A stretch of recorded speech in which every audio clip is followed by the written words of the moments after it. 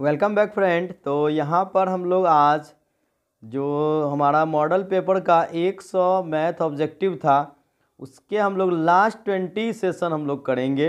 1 से लेकर 80 तक हमने सॉल्व कर दिया है और 4 पार्ट में हमने 20-20 क्वेश्चंस का वीडियो आप लोगों के लिए अपलोड कर दिया है। तो इससे आप लोगों को बेहतरीन फ़ायदा होगा क्योंकि ऑब्जेक्टिव जो मैंने सॉल्यूशन बताया है उसका बिल्कुल ही शॉर्ट लॉजिक है, बेहतरीन अंदाज में हमने बता दिया है जिससे आपको काफ़ी सहूलियत होगी एग्ज़ाम में सॉल्व करने में। इसलिए ये सभी वीडियो आप लोगों के लिए देखना ज़रूरी है। आइए आज फिर लोग शुरुआत करते हैं और 81 से लेकर आज 100 नंबर तक सॉल्व करके आज हम लोग इस सेट को समाप्त कर देंगे। तो यहाँ पर देखिए 81 नंबर का क्वेश्चन आपके बीच है, sine 20 degree minus cos 70 degree का मान क्या होगा। देखिए जब भी इस तरह का सवाल होता है साइन 20 और 70, आप यहाँ देखेंगे कि दोनों का योगफल 90 है। इस कंडीशन में क्या होता है, जैसे कि अगर साइन 20 है और यहाँ पर हमारा कॉस 70 है तो हम कॉस को साइन में बदलेंगे तो साइन में बदलने पर ये 90 में घट जाता है, यानी ये भी हमारा साइन 20 हो जाएगा। तो sine 20 minus sine 20 equal to 0 हो जाता है, यानी कि यहाँ पर हमारा ऑप्शन बी हो जाएगा इस सवाल का बिल्कुल सही जवाब, यानी कि sine 20 minus sine 20 equal to 0। यानी कि अगर कॉस 70 है वो साइन 20 के ही बराबर हो जाता है।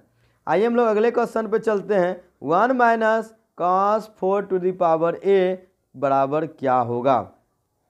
देखिए 1 minus cos to the power 4a, आपको जब भी ऐसा सवाल हो तो सीधा आपको यहाँ पर याद रखना है ये हमारा हो जाएगा साइन स्क्वायर ए, अगर कॉस हो तो साइन स्क्वायर ए इंटू 1 प्लस कॉस स्क्वायर ए। और अगर आपके यहाँ पर ऑप्शन डी इस सवाल का हो जाएगा सही जवाब, लेकिन अगर यहाँ कॉस के जगह साइन हो जाए, कहने का मतलब अगर यहाँ पर हमारा 1 minus sign to the power 4a अगर होता तो ये यहाँ पर चेंज होता है, नहीं यहाँ साइन के जगह पर हमारा कॉस हो जाता कॉस स्क्वायर ए और इसके अंदर हमारा हो जाता 1 प्लस साइन स्क्वायर ए हो जाता इस तरह से। आई बात समझ में। तो ये चीज़ आपको याद रखना है कि 1 minus cos to the power 4a equal to sin square a bracket 1 plus cos square a. ठीक है फ्रेंड, चलते हैं अगले क्वेश्चन पे हम लोग। अगला क्वेश्चन यहाँ देखिए आपका है 83 नंबर, √2 कॉस थीटा बराबर 1 तो थीटा क्या होगा। देखिए जब √2 कॉस थीटा बराबर 1 है तो हम यहाँ पर लिख सकते हैं कॉस थीटा बराबर 1/√2, यानी √2 को हम इस तरफ कर दिए तो 1/√2 हो गया। अब ये देखिए कि कॉस थीटा में 1/√2 मान कब होता है, जब थीटा का मान कितना हो 45 डिग्री हो, इसलिए ऑप्शन बी हो जाएगा इस सवाल का बिल्कुल ही सही जवाब। सही जवाब है इसका ऑप्शन बी। चलिए हम लोग बढ़ते हैं अब आगे। तो अगला क्वेश्चन याद देखिए बहुत ही अच्छा क्वेश्चन है, हालांकि अगर इस क्वेश्चन को आप अगर ज़्यादा दिमाग लगाएंगे तो बहुत ही लंबा सॉल्यूशन हो जाएगा, लेकिन आज मैं आप लोगों को इतने बड़े क्वेश्चंस का बहुत ही इजी लॉजिक बतलाने जा रहा हूँ। ये देखिए जब भी आपका टेन थीटा बराबर p/q दिया हुआ और यहाँ पर इसका आपको सॉल्यूशन मांगा तो टेन थीटा बराबर p/q हो तो हम लोग इसको लिख सकते हैं टेन थीटा को sin theta by cos theta, यानी sin theta by cos theta बराबर p/q हो जाता है। तो यहाँ पर जो साइन थीटा का वैल्यू है उसे हम लोग p मान लेंगे और कॉस थीटा के वैल्यू को q मान लेंगे, तो ऊपर हमारा हो जाएगा p + q और नीचे हमारा हो जाएगा p - q। ठीक है, तो यहाँ पर हमारा ये हो जाता है ऑप्शन ए हो जाएगा इस सवाल का सही जवाब, p + q by p - q। Option A है इस सवाल का बिल्कुल ही सही जवाब। उम्मीद है कि इसको आप लोग समझ चुके होंगे। टेन थीटा का हमने साइन बाई कॉस कर दिया, फिर साइन का मान p मान लिया और कॉस का मान q मान लिया और बिल्कुल ऐसा ही सॉल्व हो जाता है। चलिए आगे बढ़ते हैं, अगले सवाल को हम लोग देखते हैं यहाँ पर, यानी कि 85 नंबर। तो 85 नंबर सवाल है सेक ए बराबर 25/7 तो साइन ए क्या होगा। देखिए एक चीज़ तो हमेशा आपको याद रखना है कि जब भी आपका ये देखिए सेक ए एच है बाई बी होता है, सेक एच बाई बी होता है, तो जब भी एच आपका 25 होता है तो बाकी दो भुजा यानी लंब और कर्ण एक साथ है तो दूसरा 24 होता है, इसे हम लोग ट्राइप्लेट कहते हैं, यानी 25 7 24 या फिर 7 24 25, ये एक ट्राइप्लेट है, यानी कि ये हमेशा फिक्स होता है। अगर आपका कर्ण 25 हो तो बाकी दो भुजाएं 7 और 24 ही होगी, दूसरा कुछ हो नहीं सकता है। इसलिए यहाँ पर हमारा देखिए अब साइन हमारा यानी p का मान हो गया 24 अब साइन हमारा हो जाएगा P/H, तो P हमारा है 24 और H है हमारा 25, तो साइन हमारा हो जाएगा P/H यानी कि 24/25। ऑप्शन ए हो गया हमारा इस सवाल का बिल्कुल सही जवाब, 24/25। बताइए फ्रेंड्स, समझ में आ रहा है स्टूडेंट्स या नहीं आ रहा है? तो बिल्कुल ही आसान सवाल था ये। अगर ट्राइप्लेट्स आप याद रखते हैं तो बस देखते ही देखते ये सवाल सॉल्व हो जाता है। चलिए आगे बढ़ते हैं हम लोग। यहाँ पर देखते हैं अब 86 नंबर में 10, तो 86 नंबर सवाल है 10² 45 डिग्री -1। तो हम लोग जानते हैं कि जो 10 45 डिग्री का हमारा मान होता है, तो 10 45 डिग्री का मान 1 होता है। अब यहाँ स्क्वायर है तो 1 का स्क्वायर फिर है -1, तो 1 का स्क्वायर 1 - 1 बराबर हमारा हो जाएगा 0, यानी ऑप्शन बी हो जाएगा इस सवाल का बिल्कुल ही सही जवाब, यानी कि 0। 10² 45 -1 बराबर 0 हो जाएगा। अगला सवाल देखते हैं हमारा यहाँ पर 87 नंबर है। 87 नंबर सवाल हम लोग यहाँ देख रहे हैं। तो 87 है 1 + 10² है 22 है। तो एक फार्मूला आप लोग को हमेशा याद रहना चाहिए, 1 + 10² बराबर ऑलरेडी sec² हो जाता है। तो sec² और 22 अगर हम लोग फिर sec² करेंगे तो sec² 22 इक्वल टू हमारा 1 हो जाएगा, यानी कि 1, ऑप्शन सी हो गया इस सवाल का बिल्कुल ही सही जवाब, यानी कि sec² 22 क्लियर है। आगे बढ़ते हैं हम लोग 88 नंबर पर। 88 नंबर हमारा सवाल है, देखिए त्रिभुज ABC में जो है आपके बिंदु डी और ई क्रमशः भुजाओं ए बी और ए सी पर इस प्रकार हैं कि डी ई समांतर बी सी, है ना। तो यहाँ पर हम लोग पहले देख लेते हैं कि ये जो आपका डायग्राम है वो इस तरह से हो जाएगा। ये देखिए, ये यहाँ पर क्या है, जो आपका त्रिभुज तो ABC है और ये जो DE है ये समांतर BC का हो गया, यहाँ पर इस तरह से हो गया। अब देखिए यहाँ पर क्या है कि आपको दिया हुआ है कि AD/DB 4/5, ये 4 है और ये 5 है, और AC जो है ये पूरा हमारा क्या है 18 है, ठीक है। तो AE बराबर क्या होगा, ये देखिए यहाँ पर हमारा क्या होता है कि अगर हम लोग देखते हैं तो जब भी हमारा क्या होता है AD/DB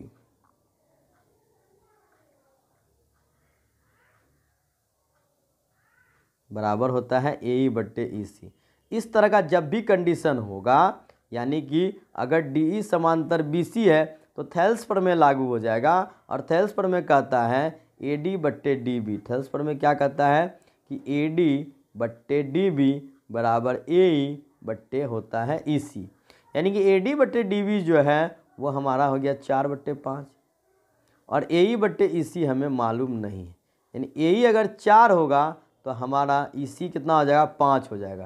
तो यहाँ पर अगर 18 है तो हम लोग इस 18 को क्या करते हैं 5 4 9 से डिवाइड कर देते हैं, यानी कि उसका 2 गुना है।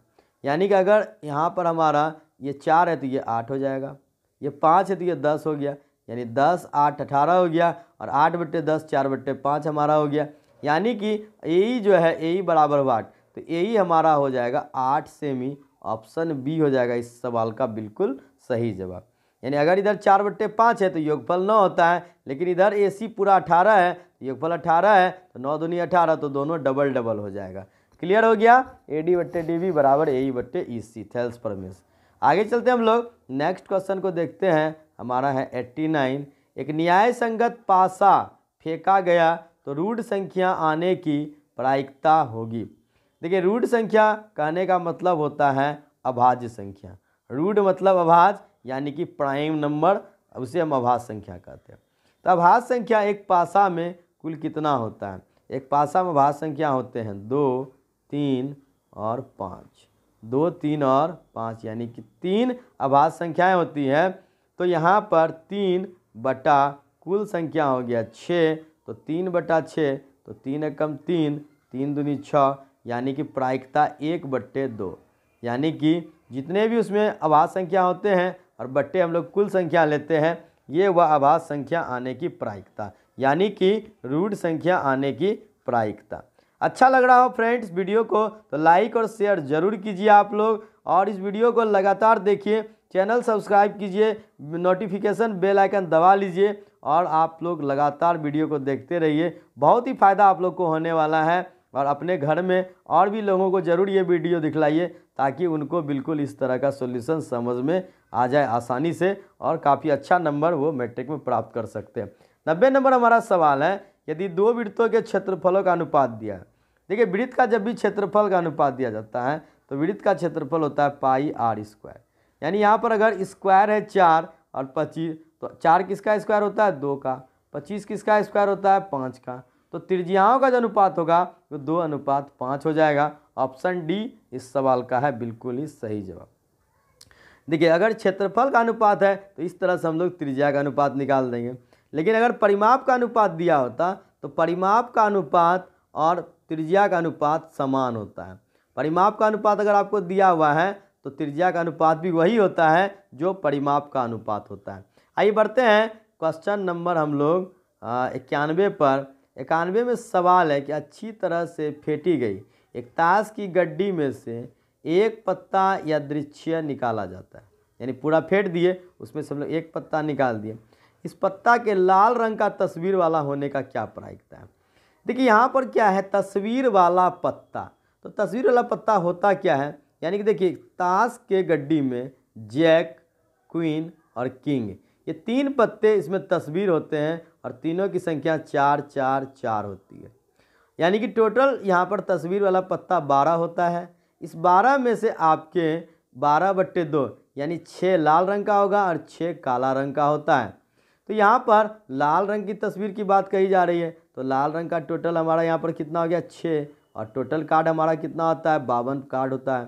तो 6/52 यानी कि आपका 2 तिया यहाँ पर 6 और 2 से हमारा ये कट जाएगा 26 बार में, यानी कि 3/26। ऑप्शन डी हो गया इस सवाल का बिल्कुल ही सही जवाब। 6/52 यानी कि 3/26। ऑप्शन डी हुआ इस सवाल का बिल्कुल सही जवाब। आइए चलते हैं नेक्स्ट क्वेश्चन पे। यदि बंटन का माध्य और माध्यक दिया हुआ है तो बहुलक बराबर वाट। देखिए जब आपको बंटन का माध्य और माध्यक दिया गया है और आपसे कहा जा रहा है बहुलक निकालना है, तो सबसे बड़ी बात है यहाँ पर एक सूत्र मालूम होना चाहिए सभी को, आप लोगों को। बहुलक यानी मोड m बराबर जो होता है वो होता है 3 गुना माध्यिका, 3 गुना माध्यिका -2 गुना माध्य यानी कि एवरेज, है ना। तो 3 गुना माध्यिका जो हमारा यानी माध्यक हमारा है यहाँ पर 4.8 यानी 3 गुना 4.8 और माइनस करेंगे 2 गुना ये हमारा है 4.6। ठीक है, तो यहाँ से हम लोग गुना कर लेते हैं तो हमारा हो जाएगा ये 14.4 माइनस यहाँ पर हमारा हो गया 9.2। तो 14.4 में 9.2 घटाएंगे 5.2 हमारा यहाँ पर डिफरेंस आ जाएगा। तो कहाँ है 5.2, ऑप्शन सी में ये हो गया बिल्कुल सही जवाब। यानी बहुलक बराबर 3 गुना माध्यक घटा 2 गुना माध्य कहा जाता है। m यहाँ पर माध्यक है, ये यहाँ एवरेज यानी माध्य है। क्लियर हो गया। चलिए आइए हम लोग चलते हैं अगले सवाल पे। 92 के बाद हमारा 93 नंबर सवाल है, दिए गए प्रेक्षण का माध्य क्या होगा। अब देखिए यहाँ पर जब लोग माध्य निकालते हैं तो माध्यक क्या होता है, जब भी कोई आपको अवर्गीकृत आंकड़ा दिया गया हो। अवर्गीकृत आंकड़ा आप लोग समझ पा रहे होंगे। अवर्गीकृत आंकड़ा कहने का मतलब होता है कि जो आंकड़े आपको सजाए हुए नहीं रहते हैं, इसे हम लोग अवर्गीकृत आंकड़े कहते हैं। तो अवर्गीकृत आंकड़ा जब भी होगा सबसे पहले हम लोग को इसको बढ़ते या घटते क्रम में सजाना है। जब भी माध्यक निकालना होगा सबसे पहले इसको हम लोग क्या करेंगे, बढ़ते क्रम में सजा लेंगे। यानी इसमें सबसे छोटा है हमारा 6, फिर उसके बाद है 7, फिर हमारा है 8, फिर हमारा है देखिए यहाँ 6 हो गया, 7 हो गया, 8 हो गया, अब हमारा हो गया 12, अब हमारा हो गया 13, अब हमारा हो गया 15। तो यहाँ पर देखिए माध्यक जो होता है ठीक बीच की चीज़ होती है। माध्यक कहाँ होती है, ठीक बीच की चीज़ होती है। तो यहाँ पर बीच में हमारा कौन आ रहा है, बीच में हमारा आ रहा है 8 और 12। यानी यहाँ पर देखिए 8 12, तो यहाँ पर 2 चीज़ आ गया। तो जब भी 2 चीज़ आ जाए हम लोग क्या करते हैं, इस दोनों को प्लस कर देंगे। यानी 12 8 20/2 यानी इसका एवरेज निकाल देंगे। यानी बीच में हमारा हो गया 10। ऑप्शन बी हो गया इस सवाल का बिल्कुल ही सही जवाब। इसका सही जवाब क्या हो गया हमारा 10 हो गया। चलिए आगे बढ़ते हैं, यानी जब भी इसको माध्यक निकालना है तो बढ़ते या घटते क्रम में सजाना पड़ता है। 94 क्वेश्चन पे चलते हैं हम लोग। 94 क्वेश्चन है हमारा कि माध्यक का 3 गुना और माध्य का 2 गुना का अंतर क्या होता है। देखिए अभी हमने जस्ट आपको बताया था कि जो हमारा मोड होता है m बराबर हमारा होता है 3m - 2, यानी बहुलक बराबर होता है 3 गुना माध्यक घटा 2 गुना माध्य। ये किसका फॉर्मूला हो जाता है, ये बहुलक के लिए हो जाता है, यानी कि ऑप्शन सी हो जाएगा सवाल का बिल्कुल ही सही जवाब बहुलक। क्लियर हो गया, यानी कि माध्य और का 3 गुना और माध्यक का 3 गुना और माध्य का 2 गुना का अंतर जो होता है वो बहुलक के बराबर हो जाता है।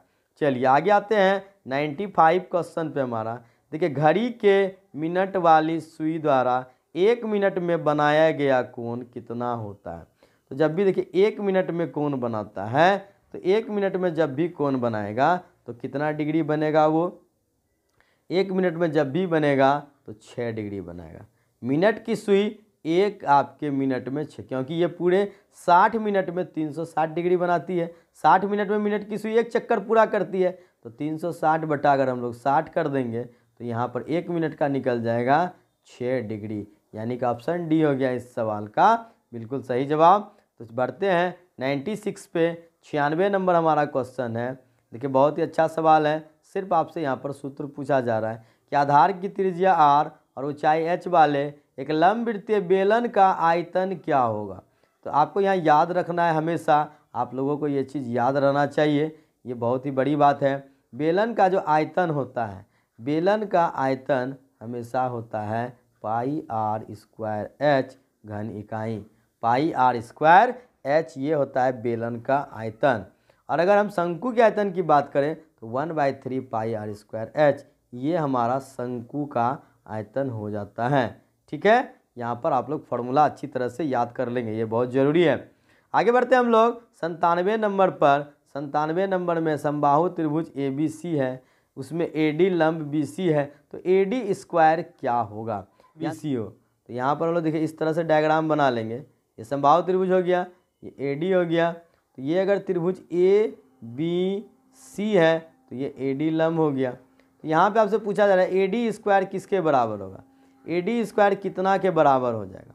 ठीक है, तो यहाँ पर देखिए, तो अगर हम लोग इस पार्ट को लेते हैं तो AD स्क्वायर, यहाँ से हम लोग समकोण त्रिभुज ये हो गया हमारा, तो AD स्क्वायर जो हमारा होगा सॉल्व करके देखते हैं, तो AD स्क्वायर बराबर हमारा हो जाएगा AC square minus CD square. क्या हो जाएगा हमारा, AC square minus CD square. और ये जो हमारा CD है ये देखिए पूरे BC का आधा है, तो अगर BC का आधा है तो ये AC का भी आधा ही होगा, है ना। यानी कि जो AC है इसमें आपके 2 CD होंगे, तो 2 CD स्क्वायर बराबर हमारा 2 CD का स्क्वायर 4 CD हो जाएगा, यानी AD स्क्वायर बराबर हमारा 4 CD स्क्वायर, और 4 CD में से 1 CD स्क्वायर हमारा माइनस हो जाएगा, तो बराबर हो जाएगा 3 CD स्क्वायर। AD स्क्वायर बराबर 3 CD स्क्वायर, ऑप्शन ए हो जाएगा इस सवाल का बिल्कुल ही सही जवाब। बताइए फ्रेंड, समझ में आया या नहीं। और कोई भी परेशानी हो तो हमें कमेंट बॉक्स में ज़रूर लिख दीजिएगा, हम उस प्रॉब्लम का समाधान आपके लिए कर देंगे। आते हैं अगले क्वेश्चन की ओर। 98 नंबर क्वेश्चन है हमारा, r त्रिज्या वाले अर्धगोले का वक्र पृष्ठ क्षेत्रफल क्या होगा। तो अर्धगोले की जब भी बात करें तो वक्र पृष्ठ 2πr हो जाएगा, लेकिन अगर हम लोग संपूर्ण की बात करते हैं तो संपूर्ण हमारा 3πr स्क्वायर होता, और जब ये पूरा गोला बन जाएगा तो फिर 4πr स्क्वायर हो जाएगा। यानी अर्धगोले के वक्र से 2, अर्धगोले का संपूर्ण 3 और गोले का संपूर्ण 4 हो जाता है। क्लियर है, 98 नंबर सवाल हमारा यहाँ पर सॉल्व हो गया। आते हैं हम लोग 99 नंबर की ओर। दी गई आकृति में जो O है वो वृत्त का केंद्र है, AOC हमारा 130 डिग्री है, तो OAC ये हमारा क्या हो जाएगा। देखिए चूँकि यहाँ पर OA भी त्रिज्या है और हमारा OC भी त्रिज्या है, जब दोनों त्रिज्या है तो ये दोनों कोण भी बराबर होगा। अब यहाँ देखिए 130 है तो ये दोनों कोण मिलके 50 डिग्री होगा, तो 50 में अगर दोनों बराबर है तो 50/2 यानी 25 हमारा हो जाएगा। तो यहाँ पर हम लोग देखते हैं सही ऑप्शन क्या हो जाएगा हमारा, 25 हो जाएगा। तो ये 25 हमारा इनमें से यहाँ पर ऑप्शन है, देखिए इनमें से कोई नहीं हो जाएगा क्योंकि ये 25 डिग्री है, हमें कोण निकालना है OAC। OAC 25 डिग्री, यानी इनमें से कोई नहीं। 25 डिग्री ऑप्शन में हमारा नहीं है, इसलिए इनमें से कोई नहीं आपका हो गया सही जवाब। आइए बढ़ते हैं अगले क्वेश्चन पे, यानी कि हमारा 99 हो गया। अब आखिरी क्वेश्चन आज के इस सेट का, यानी कि 100 नंबर क्वेश्चन है। तो 100 नंबर क्वेश्चन देखते हैं। 14 का मिलान चिन्ह। देखिए, जब भी हम लोग मिलान चिन्ह लिखते हैं तो इस तरह से लिखते हैं, 1 2 3 4 और 5 आने पर इस तरह हम लोग कट कर देंगे। ठीक है, सर यहाँ पे इस तरह से कट कर देंगे। फिर 1 2 3 4, 5 आने पर इस तरह से कट कर देंगे। तो 5 5 10 और लास्ट में हमारा 1 2 3 4, 10 4 हमारा हो गया 14। 14 हो गया हमारा ऑप्शन डी इस सवाल का बिल्कुल सही जवाब, यानी 10 और 4 हमारा हो जाता है 14। ऑप्शन डी हो जाएगा इस सवाल का बिल्कुल सही जवाब। इस तरह से हम लोग मिलान चिन्ह बनाते हैं, यानी टैली मार्क। ठीक है, अगर यहाँ पर देखिए सिर्फ 5 लिखा जाएगा तो 1 2 3 4 और 5वां आने पे इस तरह से कट कर देते हैं। इसके बाद एक लाइन देंगे 6, एक लाइन देंगे 7, एक लाइन देंगे 8, एक लाइन देंगे 9, फिर से काट देंगे तो 10 हो गया ये। ठीक है, उम्मीद है कि अब आप लोग इस पूरे 100 क्वेश्चन को बहुत ही अच्छे ढंग से समझ चुके होंगे और बहुत ही यहाँ पर जो है आपका इम्पोर्टेंट सेशन रहा है ये यहाँ पर। तो यहाँ पर हमने ऑब्जेक्टिव 100 आपका सॉल्व कर दिया है। और जहाँ बात है शॉर्ट क्वेश्चन की, अगर आप लोगों की डिमांड होगी तो शॉर्ट क्वेश्चन भी मैं करा दूंगा, लेकिन यहाँ पर फिलहाल आप लोगों के लिए नेट पर ऑब्जेक्टिव देखना ज़्यादा इम्पोर्टेंट है। इस तरह के सॉल्यूशन को आप लोग ज़रूर देखिए। और जिन लोगों ने अभी तक हमारे चैनल को सब्सक्राइब नहीं किया है तो Vidya Vihar competition classes channel को यहाँ पर सब्सक्राइब जरूर कीजिए। ये चैनल है जहाँ कि आपको इस तरह की शॉर्ट लॉजिक बताई जाती है और बेहतरीन अंदाज में आपको मैथ ऑब्जेक्टिव करने का सॉल्यूशन दिया जाता है। क्योंकि ये कंपटीशन क्लासेस है, इसलिए आपको मैट्रिक के भी मैथ में लॉजिक दी जा रही है शॉर्ट मेथड के द्वारा ऑब्जेक्टिव सॉल्व करने की। इसीलिए इस चैनल पर आपको बने रहना बेहद इंपॉर्टेंट है और लगातार बने रहिए हमारे साथ। Vidya Vihar competition classes channel को सब्सक्राइब करने के लिए आपका धन्यवाद। और वीडियो पसंद आया हो तो लाइक और अधिक से अधिक शेयर कीजिए ताकि यहाँ पर सभी ज़रूरतमंदों को ये वीडियो मिल सके। तो चलिए आज के लिए बस इतना ही, मिलते हैं एक नए सेट के साथ। तब तक के लिए गुड बाय। जय हिंद, जय भारत।